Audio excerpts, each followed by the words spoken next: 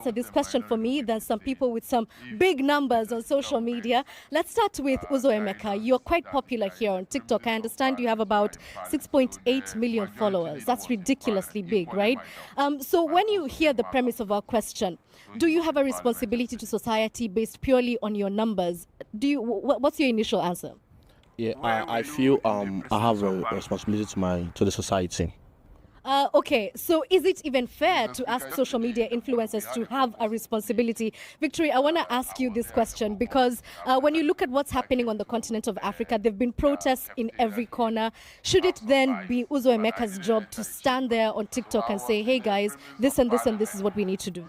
So as an influencer, you have the large followings, you have the ability to influence decisions. So it is your duty, your own civic responsibility as a citizen of a country to participate in social discourse as a democratic society that we're living in. So let me ask Sam here, because you actually run an agency that manages these kinds of social media influencers. So at what point does it become a philosophical question of doing good in society? The main reason why we're sticking with those that have a large following is because we want to take advantage of their following, which they built themselves. They are, striving every day. You need to see how these creators create content. You almost cry because they sweat on the sun, on the rain. So now, this guy has 6 million plus followers. Now you want him to go about doing social responsibility.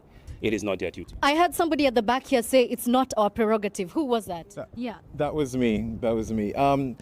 I mean, honestly, I'm not saying don't lend your voice to social causes and stuff. I'm just saying do your research. I think a lot of creators lend their voices or take up social responsibility because it will give them numbers or because it is a trend at the time. And that's what a lot of creators do, jump on trends. All right. Let me ask Doctor here, because you're influencing and we're talking about risks. That's very risky because you might give advice online, somebody takes it, and then they become unwell. Are you then to be held responsible for your advice? When we talk about being an influencer is you're more or less a leader. You have to ensure that any information that you're putting out there has been thoroughly researched, backed by science. Okay, you're saying influencers are leaders. Is that always true? All influencers are leaders? Yes, I strongly agree because you can't have 6 million followers and you're not leading them anywhere. Being an influencer is a very powerful place to be. Sorry, let me just come here because I've heard a no. You don't think that all influencers are leaders? No, I think we're regular people that just happen to make content. Not a leader, I'm just a regular person that tweets, mentioning social, civic responsibility and all that. Yeah, but where does that stop and government responsibility begin? If we are taking over their roles, they should pay us like the government. It's the citizen. You're not doing it as an influencer. It's every citizen's civic responsibility. It's important that's why you did government in your secondary school. Because the teachers know that it is important that you know about the government of your country. So it's not an influencer responsibility, it's a civic responsibility. All right. First of all, I failed government in school. Let's start that. So, and then, but outside of that, you're saying, okay, as a regular person, but it's not regular people you invited here. It's influencers, right? You cannot expect us to continue doing the government's job. It is unfair.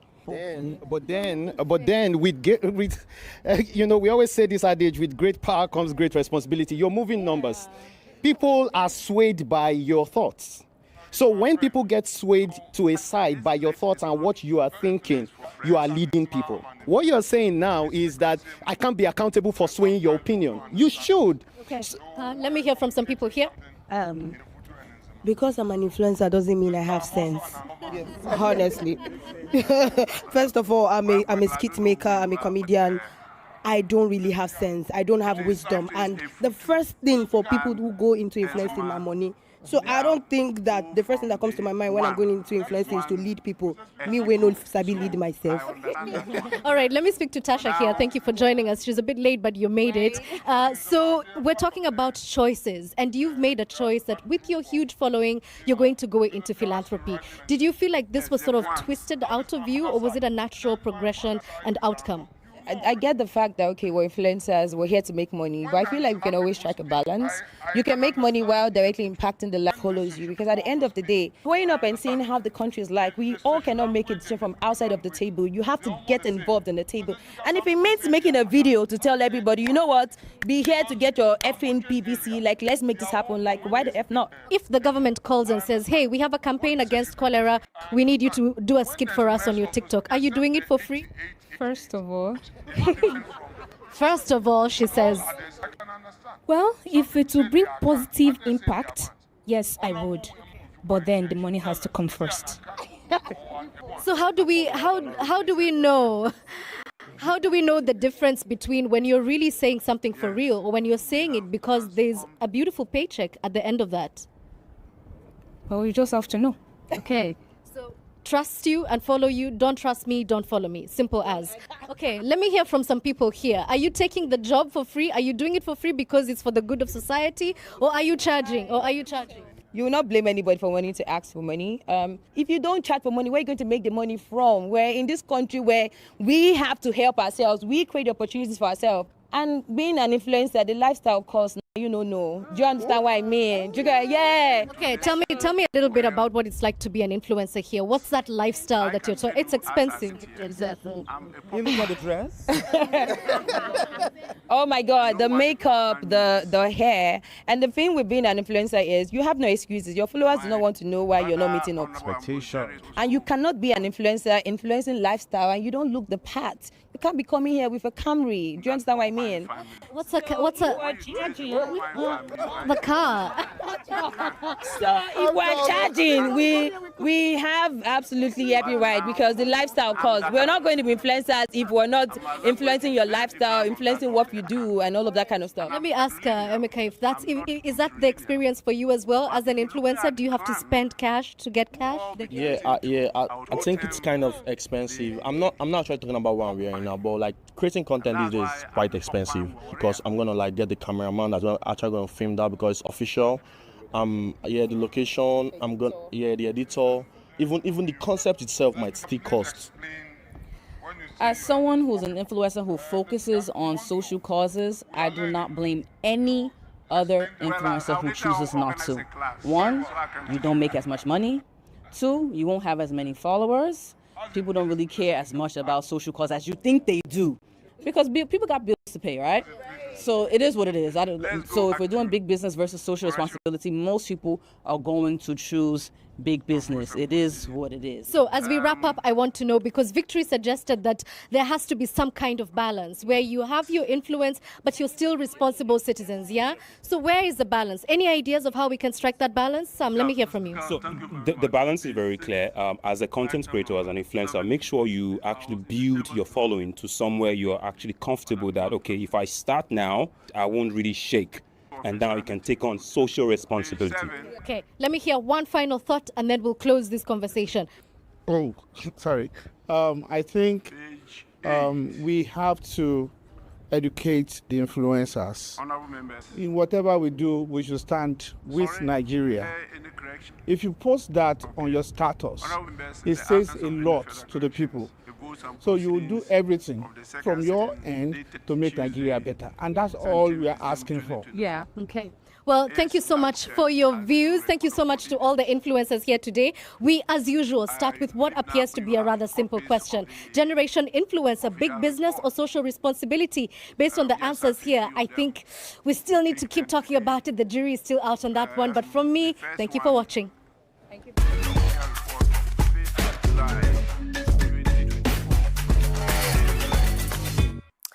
Thank you, Edith, for a wonderful discussion. But beyond the brand deals and follower counts, there's a deeper question. When the industry is driven by profit deals, does that release the individual from social responsibility? That's something to definitely think about. However, movements like Fees Must Fall in South Africa offer us great lessons. Student leaders stood up against systemic inequalities in education nearly a decade ago, demanding change not just for themselves, but for future generations. These young leaders showed the world the strength of collective action and the urgency of challenging outdated systems. This is another level of influencing, and depending on how you see it, the gains are not always so obvious in the beginning.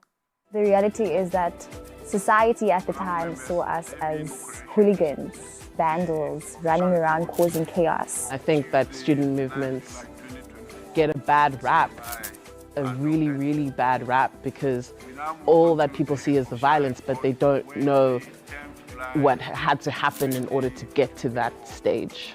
In some universities, here, we are really dealing with people who are very arrogant. You know, people don't want to listen. It's only now, in a post-fees must fall reality, where the media, where academia itself is lauding fees must fall as this, revolutionary moment in a post-democratic South Africa. But at the time of fees must fall, we were very isolated, and we were treated as petulant children who didn't understand the reality of what we were talking about. It's almost been a decade, a student movement fueled by the high cost of university fees and the sense that the education system was stuck in the apartheid and colonial past. Colonial structures were toppled under the hashtag Rhodes Must Fall, and the students demanded that university fees must fall so that education is not only accessible to the rich. The students occupied their campuses, but they were also met with force by police and the university's private security. So at that moment, we took a decision. So because we called for ungovernable university, we took over from the management. It's much harder to organize when there are private security with rifles guarding different buildings. It's much harder to organize when, even during meetings, police would be called. And for a time, they shut down the campuses, putting enough pressure on universities to agree to some of their demands. In principle, President Zuma agreed with us and called for free education, but now we needed to understand how it's going to be funded. We know that free education never came. And so it was honestly just a tactic to demobilize us, and it worked very effectively. 9 years down the line, students with places at Africa's best universities still fear losing their spots due to outstanding debt. In 2024, over 1.9 million students applied for financial aid. It just feels like every single generation is going to fight their best fight and then walk 2 steps forward, 10 steps back. And we keep advancing, we do, but at just an incredibly slow rate. And what did they learn from it? During Fees Must Fall, we were young, we were... To involve them. Organize, mobilize and organize, and elect members that you trust, that are vetted. Also, mobilization that is directly talking to the institution you're protesting. My hope is that we as young Africans can revive the spirit of Pan-Africanist struggle, that we can support each other, as was the case in the 60s, in the 70s. There's a need for us to go back to our roots and to read and to learn and to speak to our elders. And so I'm very excited for what future holds for young Africans who are taking their power back.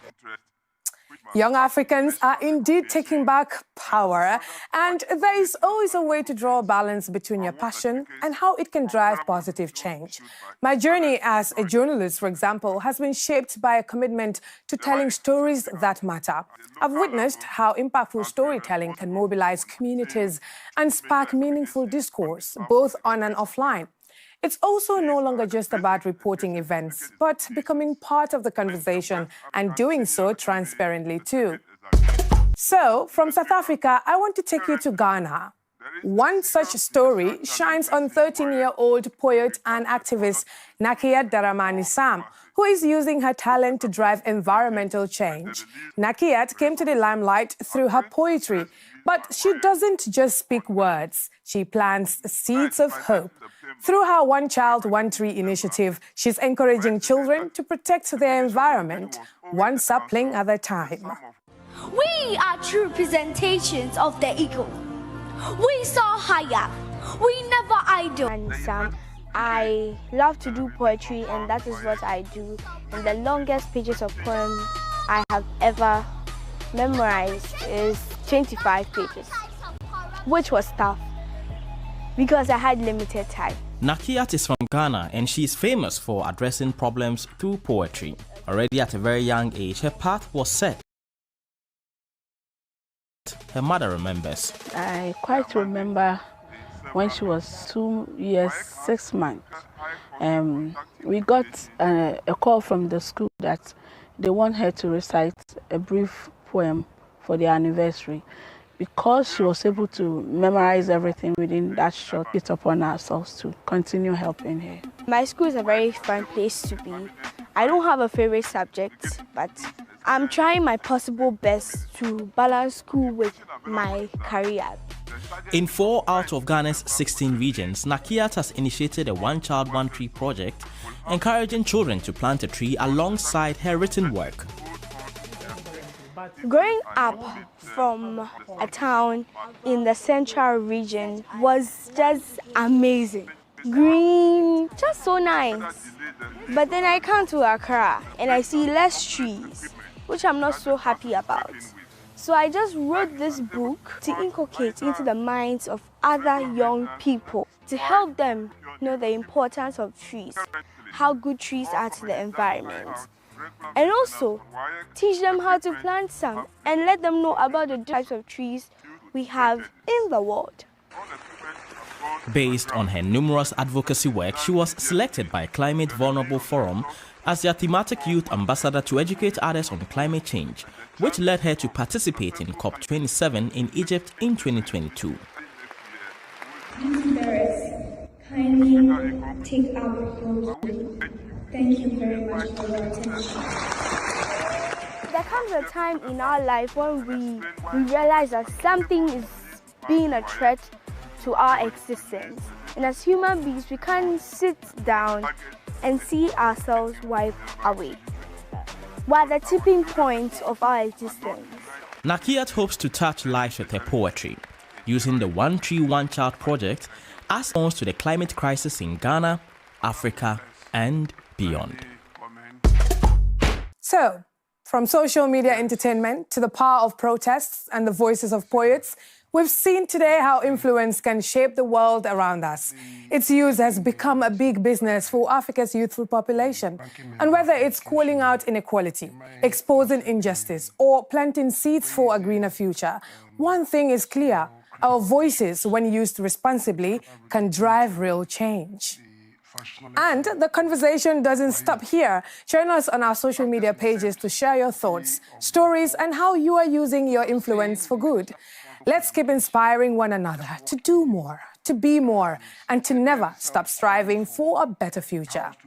Now, I'll leave you with this tune from Nigerian artist and social commentator Fowls, titled Soft Work. Indeed. See you next time.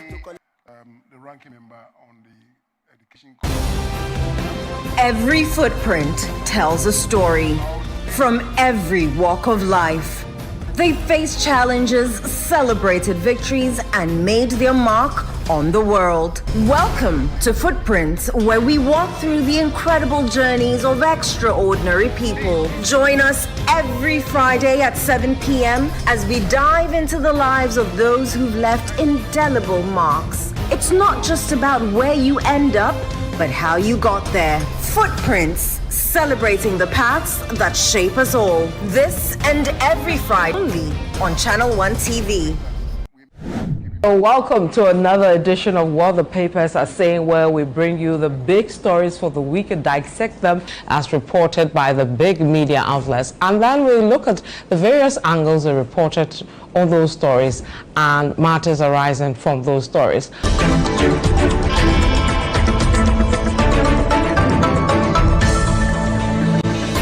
The news cycle can sometimes be rather daunting. With an abundance of media houses publishing daily, where does one even begin? What the Papers Are Saying is a one-stop shopping experience to know and understand the most important news items that made the headlines. And you are saying so of your opponent that he's organized boys to come and beat them. And he was telling police people. What we saw the thing happen. And if what we saw is what it is, then it's a very shameful act from somebody who's a member of parliament. And everybody has condemned except he himself. All the weapon he had was just a recorder. And then you expose him to this kind of ridiculous. I mean, how do you do that?